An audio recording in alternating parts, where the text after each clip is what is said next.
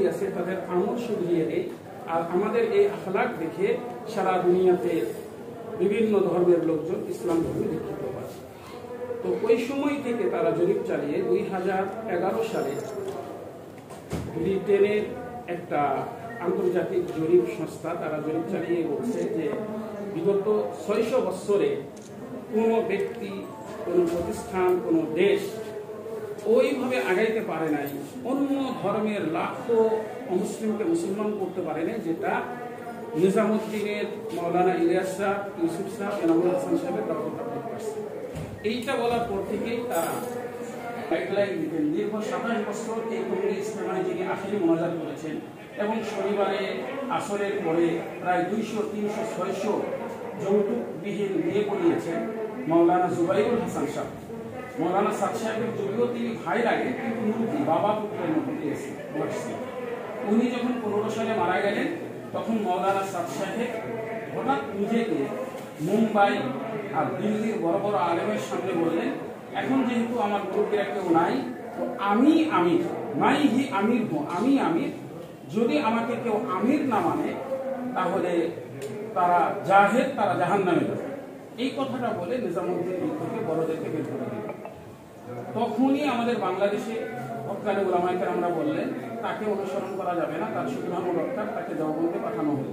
তখন জেনারেল শিক্ষিত কিছু লোক হাতে গোনা, যেমন আমাদের টাঙ্গাইলে 3 চিল্লা দিয়েছেন এরকম 26,000। 3 চিল্লা মানে 3 চিল্লার অর্থ হলো একসাথে 4 মাস সময় নিয়েছে, 120 দিন। এই 26,000-এর মধ্যে 122-23 জন একদিকে হঠাৎ চলে গেল। এরা প্রাইমারি শিক্ষক আছে, কলেজের কিছু শিক্ষক আছে, আর কিছু ব্যবসায়ী। এরা আগে থেকেই আলেমদের ব্যাপারে আপত্তি করতো, বিয়ারবি করতো, ওরা আলাদা হয়ে গেল। আর আমাদের টাঙ্গাইলের আমির সাহেব সহ সকল উলামায়ে কেরাম আমরা একসাথে। টাঙ্গাইল পৌরসভায় 209টা মসজিদ আছে, 209টা মসজিদের মধ্যে একটা মসজিদের ইমাম তাদের চলে গেছে, তাও এটা আত্মীয়তার কাছে। ওয়াসিফুল ইসলামের পুতুরা, মানে ওয়াসিফুল ইসলামের ছেলে ওসামা সমন্বয় আত্মীয়তার কাছে গেছে। তো এই জন্য স্যার আমরা সবাই একসাথে ভালোই আছি, ভালোই ছিলাম। কিন্তু গত সরকারের আমলে আমরা এখানকার 2জন স্যারের দ্বারা অনিচ্ছাকৃত আমাদেরকে বসিয়ে বললেন যে আপনারা যেহেতু জুলুমের শিকার, মাজলুম, আপনারা মাইর খেয়েছেন টঙ্গীতে 18 সালের ডিসেম্বরের 1 তারিখে, আপনাদের পক্ষে আমরা সমাধান করব। কিন্তু সমাধান যে মজলিসে করবেন ওই মজলিসেই তিনি আমরা ভিডিও করতে পারিনি, আমাদের কাছে আছে, ঢাকা থেকে ফোন আসলো, কয়েক মিনিটে তিনি 53 বার সার বললেন, দাঁড়াইলেন আর ছোট ঘরে আসলেন। তো আমাদের পক্ষে সমাধান করতে বলে হঠাৎ বললেন যে না, ভাগ করে দিব। আমরা বললাম ভাগ মানি না। শাকিল ভাই, আমি আর মৌলানা তাহা সাহেব, আমরা 3 জন ছিলাম, আমরা ভাগ মানি না, আমরা একসাথে থাকবো। আমির বেঁচে আছেন, কিন্তু উনি ভাগ করে দিলেন DC sir Khan Mohammad Nurul sir. এরপরের স্যার এসে দেখলেন যে ভাগে তো কাজ হচ্ছে না, ওদের লোক নাই, যদিও আওয়ামী লীগ ওদের পৃষ্ঠপোষক, কিন্তু শহরের আওয়ামী লীগ এমপিরা আবার আমাদের সংখ্যা দেখে আমাদের পক্ষে চলে আসে। তখন এই ছোটমণি, বড়মণি আর যারা ছিল ওরা বললো যে তোরা বেশি বাড়াবাড়ি করিস না, যদি এরা দাঁড়ায় তাহলে তোরা ঠিক দেবে। ওই সময় স্যার শহীদুল ইসলাম স্যার বললেন তাহলে ওই মার্কাজ আমাদের জায়গা, আমরা হ্যান্ডেলিং করবো, এডিসি জেনারেল তুমি হ্যান্ডেলিং করবা, এডিসি স্যারকে বললেন, আর আপনারা কেউ কাজ করতে পারবেন। তখন যেহেতু ওইটা একটা বিশাল মসজিদ, হাজার হাজার লোক নামাজ পড়ে, পাশে একটা 300 স্টুডেন্টের একটা কোরআনের মাদ্রাসা আছে, ওইটা আমাদের উলামায়ে কেরামের তত্ত্বাবধানে আছে, ওখানে কাজটা বন্ধ হয়ে গেছে। এই জন্য স্যার সর্বপ্রথম এই অনুরোধটুকু যে এক স্যার 3 দিন 4 দিন ভাগ করলে এটা একদিনও ঠিক না। আর শহীদুল ইসলাম স্যার স্থগিত করলে আমরা চাই এই 17 তারিখে তাদের যে আচরণ, তারা এখান থেকে 6টা বাস নিয়ে কারা কারা গেছে, ভিডিও সহ সবকিছু আমাদের কাছে আছে, আমরা স্যারদের কাছে হ্যান্ডেল করবো।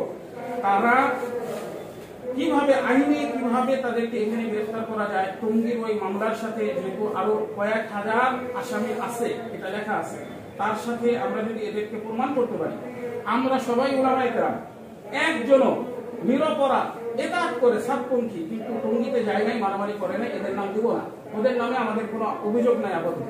কিন্তু যারা গিয়েছে ওখানে মাইক দিয়েছে, ভিডিওতে কথা বলেছে, ভিডিও করেছে, এখান থেকে বাস নেওয়ার সময় ভিডিও করেছে, আমরা এগুলো সার্ভের কাছে দিব, তাদেরকে গ্রেফতার করতেই হবে, এটা আমাদের 1 নম্বর দাবি।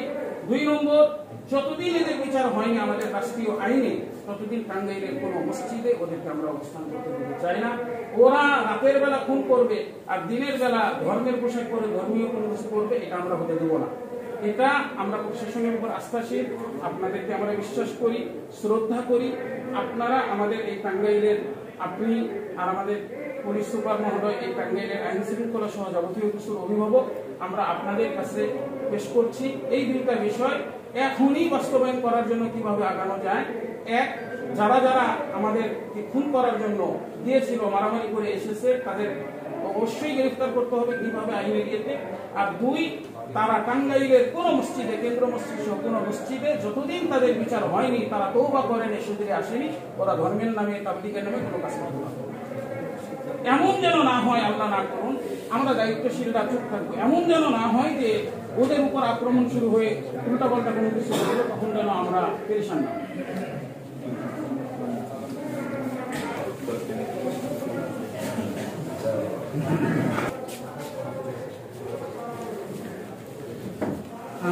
একটা দুঃখজনক কথা স্যার,